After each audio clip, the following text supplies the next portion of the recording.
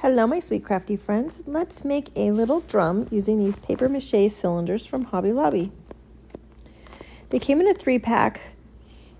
I thought it was a pretty darn good price. It was $4.99, but hey, these are coming to Dollar Tree soon, so keep your eyes peeled for that.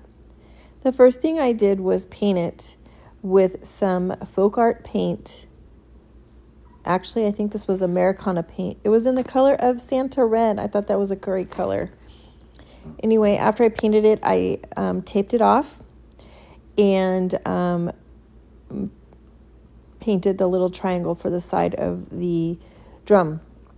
Now, this is a little bit of a long, tedious process because you do need to do one at a time to make sure that they're all going to line up in the end. So I painted one and then I taped it off and did the next one and continued all the way around the little cylinder. I made sure to have the lid on, and I had the little band around the bottom so that it was going to be lined up perfectly, you guys. I want to make sure I didn't get my little triangle shapes too low. Next, I took the lid, I put some Mod Podge on, and we're going to attach this little printable that I printed out on some muslin drop cloth. Put some Mod Podge on, put the fabric down, made sure there was no air bubbles. Heat set it with my easy press, and iron will do too, friends. Just make sure you don't have it on steam setting is turned off. Now I'm just using the little gator tool, going around the edges to make sure I get the edges off. Being that this is round, you want to use your little gator tool instead of scissors. Works a lot easier. Now for the edges around the top and the bottom of the brim, I'm using some coffee stained drop cloth that was baked in the oven. You can see I put one on the bottom there. I've put it on the top. Now I'm using some Kiehl's dark wax just to smooth out the lines there. We're going right over the top of the white and the red, right where the lines meet. Giving it some definition and kind of covering up any leakage that might have come out through that painter's tape. I think it turned out pretty darn cute. Look at that.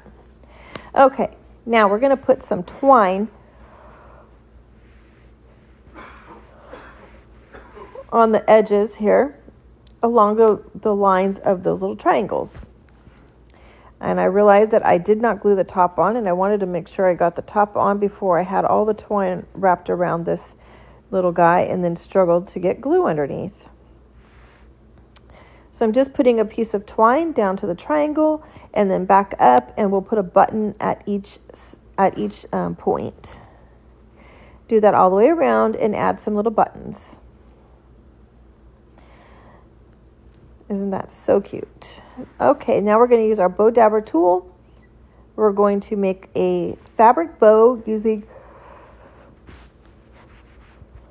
a variety of fabrics. That first piece there is some coffee stained drop cloth, and then the rest is just fabric. Most of these came from Hobby Lobby. Just alternating my colors, making it nice and cute and fluffy, and to get our sweet little messy bow. Once you get it to where you want it, you're going to pull it up, tie it off with your twine, and give it a good shake. And there you have it, a super sweet messy bow. Right, we're just going to glue it on there. I have a little piece of some greenery that came from Hobby Lobby. And we'll glue it on. And look at how cute that is, you guys. The thing that I love is that this came in the 3-pack, and I can make 2 other ones to kind of go with this and make a little set. All right, friends, there she is, all done. What a sweet little drum.